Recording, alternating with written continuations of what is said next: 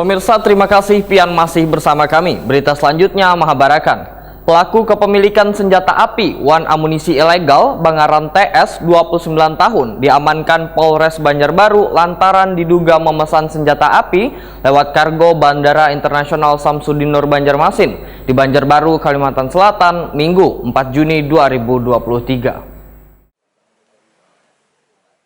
Pelaku kepemilikan senjata api wan amunisi ilegal Bangaran TS 29 tahun diamankan Polres Banjarbaru lantaran diduga memesan senjata api lewat kargo Bandara Internasional Samsudin Nur Banjarmasin di Banjarbaru, Kalimantan Selatan, Minggu 4 Juni 2023. Setelah polisi mengamankan TS1 menggeledah rumahnya di Desa Manarap Tengah, Kabupaten Banjar, ternyata didapati barang bukti beberapa senjata api wan amunisi. Barang bukti beserta tersangka pun dihadirkan wayah jumpa media di Polda Kalimantan Selatan, Jalan S. Parman, Banjarmasin Tengah, jelang tengah hari Kamis 8 Juni 2023. Kapolda Kalimantan Selatan Irjen Pol Andirian R. Jayadi memadahkan sanksi berat akan diberikan pada tersangka lantaran senjata api kada sembarangan orang bisa memilikinya, wan sangat berbahaya bila disalahgunakan. Dari pemeriksaan ujar Andirian, tersangka nang bekerja di salah satu perusahaan BUMN di Banjarmasin mengaku memperoleh senjata api rakitan dari belanja lewat daring. Alasannya karena hobi mengoleksi beragam peralatan militer.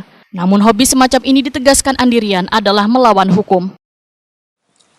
Status yang bersangkutan, status pekerjaan adalah karyawan BUMN, ya, salah satu BUMN di Banjarmasin. Sementara alamatnya yang tercatat adalah di Jalan Alalak Utara, Gang Muhajirin.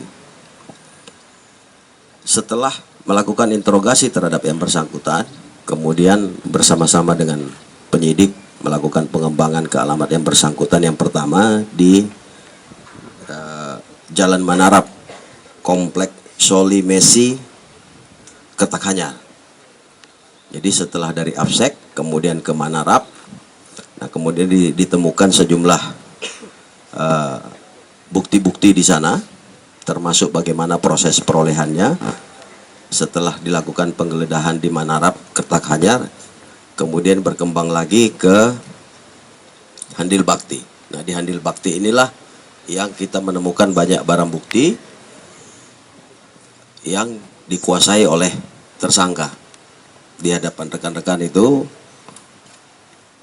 ada 3 buah magasin grease gun, kemudian 3 buah magasin sanak kaliber 5,56, ada magasin panjang untuk senjata laras panjang M16, 2 buah magasin pendek untuk senjata panjang M16, kemudian 1 buah magasin untuk senjata panjang AK-47 kaliber 7,62.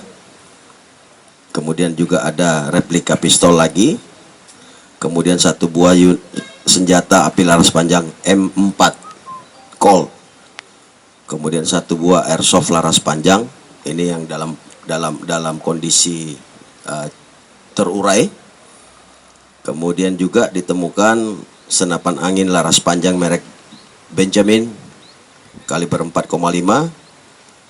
Kemudian juga ditemukan 200 butir amunisi kaliber 5,56 dengan catatan tidak aktif, ya, tidak aktif.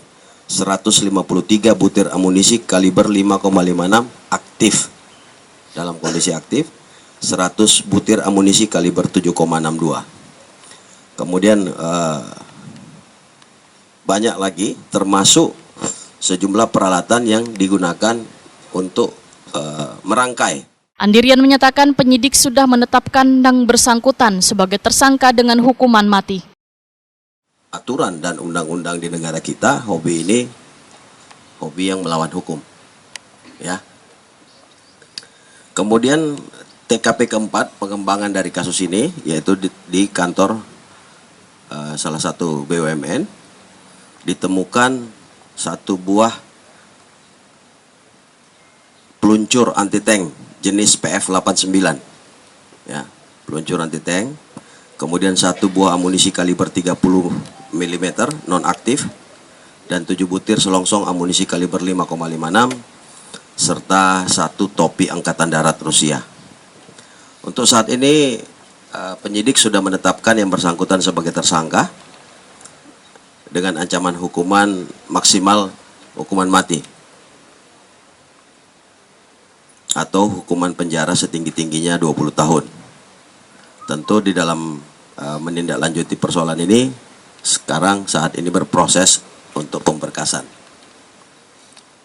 Saya kira demikian. Andirian pun memadahkan sudah melakukan koordinasi dengan Bareskrim Polri supaya di toko jual beli online kada memperjualbelikan barang nang melanggar hukum. Melalui platform, saya ulangi, salah satunya melalui platform jual beli Tokopedia. Nah, oleh karena itu Polda Kalsel berkoordinasi dengan Bareskrim Polri. Kami bermohon supaya Bareskrim berkoordinasi dengan kementerian terkait yang berwenang untuk melakukan koreksi supaya platform jual beli ini jangan digunakan untuk menjual barang-barang yang melanggar aturan, ya. Putri Nabila bini tersangka TS Wahitakoni Prima TV memadahkan bila lakinya dulu pernah bercita-cita ingin menjadi seorang militer, tapi kadak sampaian, sehingga suka mengoleksi aneka jenis senjata wan amunisi. Putri Nabila berharap lakinya mendapatkan hukuman nang seringan-ringannya, karena kada pernah melakukan tindak kriminal dengan menggunakan barang koleksinya. Maaf mas, sebelumnya dia tuh memang cita-citanya sebagai tentara. Obsesi lah. Memang jadi tentara, terus obses mungkin ya, kadang nggak kesampaian. Pernah ikut mendaftar kan? Sudah, dia mendaftar kok jadi tentara. Ada riwayatnya dia mendaftar, tapi memang gagal. Memang nggak ada ininya lah, rezekinya di situ. Jadi sekedar obses dan punya uang karena dia sudah kerja. Ya, kayak gitu. Kalau mengikuti ini gaji dikumpulin. Mengikuti organisasi kayak organisasi olahraga yang kayak Perbakin. Tidak ada sama sekali, dia tidak ada mengikuti. Jadi pure memang otodidak dan sambil belajar di YouTube. Harapan saya sih dihukum seringan-ringannya, soalnya beliau bukan pelaku kriminalitas, tidak merugikan orang lain sama sekali, tapi memang melanggar peraturan undang-undang. Sehubungan dengan adanya dugaan tindakan melawan hukum jual beli senjata nang melibatkan pegawai kontrak Pelindo Subregional Kalimantan, Pelindo mengambil sikap wan secara tegas menolak tindakan melanggar hukum. Deputi Manajer Umum Humas Wan TJSL Subregional Kalimantan, Suprayogi Sumarkan, melalui keterangan pers Selasa 6 Juni 2023 menyampaikan, Pelindo telah menerima pemberitahuan resmi dari pihak kepolisian terkait perkara tersebut. Pelindo sangat menyesalkan perbuatan salah satu mantan pekerja di anak perusahaannya yang terlibat perbuatan melanggar hukum. Suprayogi Sumarkan menyatakan Pelindo Kooperatif Wan terbuka mendukung pihak berwajib melakukan proses hukum pengungkapan perkara tersebut. Berkaitan dengan ditemukan barang bukti di kantor Pelindo, pihaknya menyerahkan pengusutan kepemilikan barang bukti tersebut kepada pihak kepolisian.